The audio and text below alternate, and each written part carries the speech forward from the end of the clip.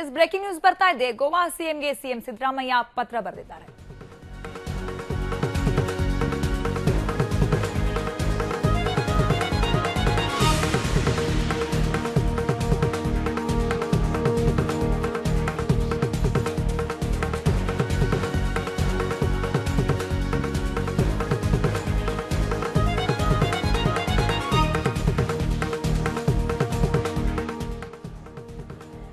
S Kalasa Banduri Mahadayi ನದಿ ಯೋಜನೆ ವಿಚಾರವಾಗಿ ಗೋವಾ ಸಿಎಂ ಮನೋಹರ್ ಪರಿಕರ್ಗೆ ಸಿದ್ದರಾಮಯ್ಯ ಪತ್ರವನ್ನ ಬರೆದಿದ್ದಾರೆ. ಸೌಹಾರ್ದತೆಯ ಸಭೆ ಕರೀರಿ ಅಂತ ಪತ್ರದಲ್ಲಿ ಮನವಿ ಮಾಡಿಕೊಂಡಿದ್ದಾರೆ ಸಿಎಂ ಸಿದ್ದರಾಮಯ್ಯ. ಮಹಾರಾಷ್ಟ್ರ ಸಿಎಂ ದೇವೇಂದ್ರ ಫಡ್ನವೀಸ್ಗೆ ಪತ್ರವನ್ನ ಬರೆದಿದ್ರು. ಹಿಂದೆ ಸಿಎಂ ಪತ್ರಕ್ಕೆ ಒಪ್ಪಿಗೆ ಸೂಚಿಸಿದರು ದೇವೇಂದ್ರ ಫಡ್ನವೀಸ್. ಸೌಹಾರ್ದ ಸಭೆಗೆ ಸಮಯವನ್ನ ನಿಗದಿ ಮಾಡಬೇಕು ಅಂತ ಕೇಳಿಕೊಂಡಿದ್ರು ಫಡ್ನವೀಸ್. ಈ ಹಿನ್ನೆಲೆಯಲ್ಲಿ ಸಭೆಯ ದಿನಾಂಕ ನಿಗದಿ ಮಾಡಬೇಕು ಅಂತ ಈಗ ಗೋವಾ ಸಿಎಂಗೆ ಪತ್ರವನ್ನ ಬರೆದಿದ್ದಾರೆ. ಗೋವಾ, ಮಹಾರಾಷ್ಟ್ರ ಮತ್ತು ಕರ್ನಾಟಕ ರಾಜ್ಯದ ನಮ್ಮ ಸಿಎಂ ಎಲ್ಲರೂ ಸೇರ್ಕೊಂಡು ಅಂದ್ರೆ ಸೌಹಾರ್ದಯುತವಾದಂತಹ ಒಂದು ನಿಲುವಿಗೆ ಬರುವಂತಹ ನಿಟ್ಟಿನಲ್ಲಿ ಮೂರೂ ರಾಜ್ಯಗಳ ಮುಖ್ಯಮಂತ್ರಿಗಳು ಒಂದು ಸಭೆಯನ್ನ ನಡೆಸಬೇಕು ಅನ್ನುವಂತಹ ಈ ಒಂದು ಮನವಿಯಲ್ಲಿ ಇದೀಗ ದೇವೇಂದ್ರ ಫಡ್ನವೀಸ್ ಅವರು ಆಲ್ರೆಡಿ ಮಹಾರಾಷ್ಟ್ರ ಸಿಎಂ ಒಪ್ಕೊಂಡಿದ್ದಾರೆ. ಇದೀಗ ಗೋವಾ ಸಿಎಂ ಮನೋಹರ್ ಪರಿಕರ್ಗೆ ಸಿದ್ದರಾಮಯ್ಯ ಅವರು ಪತ್ರ ಬರೆದಿದ್ದಾರೆ.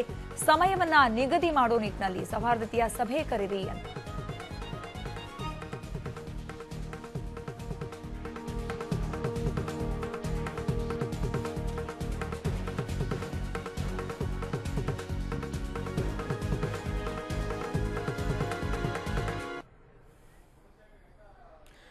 ಬನ್ನಿ ಕುರಿತಂತೆ ಇನ್ನಷ್ಟು ಮಾಹಿತಿ ಕೊಡೋದಕ್ಕೆ ನಮ್ಮ ಪ್ರತಿನಿಧಿ ರಾಕೇಶ್ ನೇರ ಸಂಪರ್ಕದಲ್ಲಿದ್ದಾರೆ. ಎಸ್ ರಾಕೇಶ್, ಗೋವಾ ಸಿಎಂಗೆ ಪತ್ರ ಬರೆದಿದ್ದಾರೆ ನಮ್ಮ ಸಿಎಂ ಅವರು. ಅಂದ್ರೆ ಸಭೆ ಕರೆಯೋದಕ್ಕೆ ದಿನಾಂಕ ನಿಗದಿ ಮಾಡೋ ನಿಟ್ಟಿನಲ್ಲಿ ಯಾವೆಲ್ಲ ಅಂಶಗಳನ್ನ ಇಲ್ಲಿ ಪ್ರಮುಖವಾಗಿ ಮಾತನಾಡಬೇಕಾಗತ್ತೆ? ಮೂರು ರಾಜ್ಯದ ಸಿಎಂಗಳು ಸೇರಿದಾಗ ಒಂದು, ಹಾಗೇನೆ ಇವತ್ತಿನ ಪತ್ರ ಎಷ್ಟು ಮಹತ್ವ ಪಡ್ಕೊಳ್ಳುತ್ತೆ ರಾಕೇಶ್? ಮಹದಾಯಿ ವಿಚಾರಕ್ಕೆ ಸಂಬಂಧಪಟ್ಟ ಹಾಗೆ ಈಗಾಗಲೇ ಮಧ್ಯಪ್ರವೇಶವನ್ನು ಮಾಡಿ ಸಮಸ್ಯೆಯನ್ನು ಪರಿಹಾರ ಮಾಡುವ ನಿಟ್ಟಿನಲ್ಲಿ ಮುಂದಾಗ್ತೇನೆ ಅನ್ನುವಂತಹ ಮೊದಲ ಹೆಜ್ಜೆಯನ್ನು ಮಹಾರಾಷ್ಟ್ರ ಇಟ್ಟ ಬೆನ್ನಲ್ಲಿ ಸಾಕಷ್ಟು ಸಭೆಗಳು ಕೂಡ ನಡೆದಿದೆ. ಇದೇ ನಿಟ್ಟಿನಲ್ಲಿ ಮತ್ತೊಂದು ಸಭೆಯನ್ನು ಕರೆಯುವುದಕ್ಕೆ ಸಿದ್ಧತೆಯನ್ನು ಮಾಡಿಕೊಳ್ಳಿ ಅನ್ನುವಂಥ ನಿಟ್ಟಿನಲ್ಲಿ ಮುಖ್ಯಮಂತ್ರಿ ಸಿದ್ದರಾಮಯ್ಯನವರಿಗೆ ಮಹಾರಾಷ್ಟ್ರ ಸಿಎಂ ದೇವೇಂದ್ರ ಫಡ್ನವೀಸ್ ಅವರು ಪತ್ರವನ್ನು ಬರೆದಿದ್ದರು. ಅದರ ಬೆನ್ನಲ್ಲಿ ಮುಖ್ಯಮಂತ್ರಿ ಸಿದ್ದರಾಮಯ್ಯನವರು ಗೋವಾ ಮುಖ್ಯಮಂತ್ರಿಗಳಾದಂತಹ ಮನೋಹರ್ ಪರಿಕರ್ ಅವರಿಗೆ ಇವತ್ತು ಪತ್ರವನ್ನು ಬರೆದು ಸಭೆಗೆ ದಿನಾಂಕವನ್ನು ನಿಗದಿ ಮಾಡಲಿಕ್ಕೆ ಅವಶ್ಯಕವಾಗಿರುವಂಥ ದಿನವನ್ನು ನೀವು ಕೊಡಿ ಎನ್ನುವಂಥ ಒಂದು ಮನವಿಯನ್ನು ಮಾಡಿಕೊಂಡಿದ್ದಾರೆ. ಮೇಲ್ನೋಟಕ್ಕೆ ಸಮಸ್ಯೆ ಪರಿಹಾರಕ್ಕೆ ಒಳ್ಳೆಯ ಸಮಯ ಕಾಲಾವಕಾಶ ಬಂದಿದೆ ಅನ್ನುವುದನ್ನು ನಾವು ಗಮನಿಸಿದ್ರು ಕೂಡ ಇದರ ಹಿಂದೆ ರಾಜಕೀಯ ಲೆಕ್ಕಾಚಾರಗಳಿದೆ ಅನ್ನುವಂಥ ಒಂದು ಅವಲೋಕನವನ್ನು ಮಾಡಬಹುದು.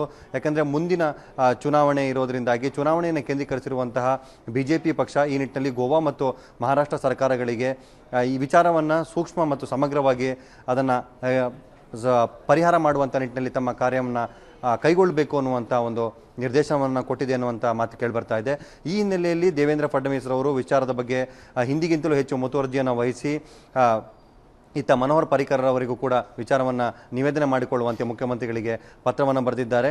ಹೀಗೆ ಒಟ್ಟಾರೆಯಾಗಿ ಸಮಸ್ಯೆ ಪರಿಹಾರ ಮಾಡುವಂಥ ಲೆಕ್ಕಾಚಾರವನ್ನು ಮುಂದಿಟ್ಟುಕೊಂಡು ಮುಂದಿನ ಚುನಾವಣೆಯಲ್ಲಿ ರಾಜ್ಯದಲ್ಲಿ ಬಿಜೆಪಿ ಪಕ್ಷವನ್ನು ಬಲಪಡಿಸುವಂತಹ ಹಾಗೆ ಅಧಿಕಾರಕ್ಕೆ ತರುವುದಕ್ಕೆ ಬೇಕಾಗಿರುವಂತಹ ಅವಕಾಶವನ್ನು ಬಳಸಿಕೊಳ್ಳುವ ಒಂದು ಪ್ರಯತ್ನವನ್ನು ಕೂಡ ಇಲ್ಲಿ ಬಿಜೆಪಿ ಮಾಡ್ತಿರೋದನ್ನು ಕಾಣಬಹುದು. ಸಬಿತಾ, ಎಸ್, ಕಾಂಗ್ರೆಸ್ ಈ ಹಿಂದೆ ಕೂಡ ಆರೋಪ ಮಾಡ್ಕೊಂಡು ಬರ್ತಾ ಇತ್ತು. ಅಂದ್ರೆ ಬಿಜೆಪಿ ನಾಯಕರುಗಳು ಈ ವಿಚಾರವಾಗಿ, ನೀರಿನ ವಿಚಾರವಾಗಿ ಯಾವತ್ತೂ ಕೂಡ ಕೇಂದ್ರದ ಗಮನ ಸೆಳೆಯಲಿಲ್ಲ ಇಲ್ಲಿನ ರಾಜ್ಯ ಬಿಜೆಪಿ ನಾಯಕರುಗಳು ಅಂತ. ಹಾಗೇನೆ ಪ್ರಧಾನಿಯವರು ಕೂಡ ಇದ್ರ ಬಗ್ಗೆ ಹೆಚ್ಚು ಒತ್ತು ಕೊಡ್ತಾ ಇಲ್ಲ ಅಥವಾ ಯಾವುದೇ ರೀತಿ ಗಮನ ಹರಿಸ್ತಾ ಇಲ್ಲ, ತಾರತಮ್ಯ ಮಾಡ್ತಿದ್ದಾರೆ ಅನ್ನುವಂತ ಆರೋಪ ಮಾಡ್ಕೊಂಡು ಬರ್ತಾನೆ ಇತ್ತು. ಈಗ ಸದ್ಯಕ್ಕೆ ಮೇಲ್ನೋಟಕ್ಕೆ ಎಲ್ಲೋ ಒಂದ್ ಕಡೆ ಈ ವಿಚಾರವಾಗಿ ಪ್ರಧಾನಿಯವರು ನೇತೃತ್ವದಲ್ಲಿ ಮೂರು ರಾಜ್ಯಗಳ ಸಿಎಂಗಳ ಒಂದು ಸಭೆಯನ್ನ ಮಾಡೋ ಮೂಲಕ ಒಂದು ಸೌಹಾರ್ದತೆಯನ್ನ ಕಂಡುಕೊಳ್ಳೋದಕ್ಕೆ ದಾರಿ ಮಾಡ್ಕೊಳ್ಳೋದು ಎಷ್ಟು ಪ್ರಮುಖವಾಗಿತ್ತು ಈ ಒಂದು ಸ್ಟೆಪ್ ಅಂತ? ಸಬಿತಾ, ಇದೇ ವಿಚಾರದಲ್ಲಿ ಈ ಹಿಂದೆ ಮಹಾರಾಷ್ಟ್ರ ಸರ್ಕಾರಕ್ಕೆ ಬಂದಂತಹ ನಿರ್ದೇಶನದ ಹಿನ್ನೆಲೆಯಲ್ಲಿ ಗೋವಾ ಮತ್ತು ರಾಜ್ಯದ ನಡುವಿದ್ದಂತಹ ಈ ಸಮಸ್ಯೆಯನ್ನು ಪರಿಹಾರ ಮಾಡುವಂತಹ ಜವಾಬ್ದಾರಿಯನ್ನು ಮಹಾರಾಷ್ಟ್ರಕ್ಕೆ ನೀಡಲಾಗಿತ್ತು.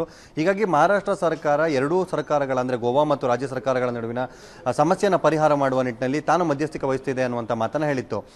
ಪ್ರಧಾನಿಗಳಿಂದಲೂ ಕೂಡ ಈ ಸೂಚನೆ ಕಳೆದ ಬಾರಿಯ ಸಭೆಯ ಸಂದರ್ಭದಲ್ಲಿ ವ್ಯಕ್ತವಾದಂಥ ಹಿನ್ನೆಲೆಯಲ್ಲಿ ಸೌಹಾರ್ದಯುತವಾಗಿ ಸಮಸ್ಯೆಯನ್ನು ಬಗೆಹರಿಸಿಕೊಳ್ಳಿ ಅನ್ನುವಂತಹ ನಿರ್ದೇಶನ ಏನು ಸಿಕ್ಕಿತ್ತು, ಆ ಹಿನ್ನೆಲೆಯಲ್ಲಿ ಈ ಒಂದು ಮಾತುಕತೆಯನ್ನು ನಡೆಸುವುದಕ್ಕೆ, ಸಭೆಯನ್ನು ಕರೆಯುವುದಕ್ಕೆ ರಾಜ್ಯ ಸರ್ಕಾರ ಬೇಡಿಕೆಯನ್ನು ಇಟ್ಟಿತ್ತು. ಇದಕ್ಕೆ ಮಹಾರಾಷ್ಟ್ರದ ಮುಖ್ಯಮಂತ್ರಿಗಳು ಒಪ್ಪಿಗೆಯನ್ನು ಕೊಟ್ಟಿದ್ದರು. ನೀವುಗಳು ಸಮಯವನ್ನು ನಿಗದಿ ಮಾಡಿ ಸಭೆಯನ್ನು ಒಂದು ದಿನಾಂಕವನ್ನು ಪೂರ್ಣಗೊಳಿಸಿದರೆ ನಾವು ಅವನ್ನ ಪೂರ್ಣಗೊಳಿಸ್ತೇವೆ ಅನ್ನುವಂಥ ಮಾತನ್ನು ಹೇಳಿತ್ತು. ಹೀಗಾಗಿ ಎರಡೂ ರಾಜ್ಯಗಳು ಕೂಡ ಪತ್ರ ವ್ಯವಹಾರದ ಮುಖಾಂತರ ದಿನಾಂಕವನ್ನು ನಿಗದಿ ಮಾಡುವ ಒಂದು ಪ್ರಯತ್ನವನ್ನು ಮಾಡಲಿಕ್ಕೆ ಮುಂದಾಗಿವೆ. ಸಬಿತಾ, ಧನ್ಯವಾದ ರಾಕೇಶ್ ನಿಮ್ಮೆಲ್ಲ ಮಾಹಿತಿಗಾಗಿ.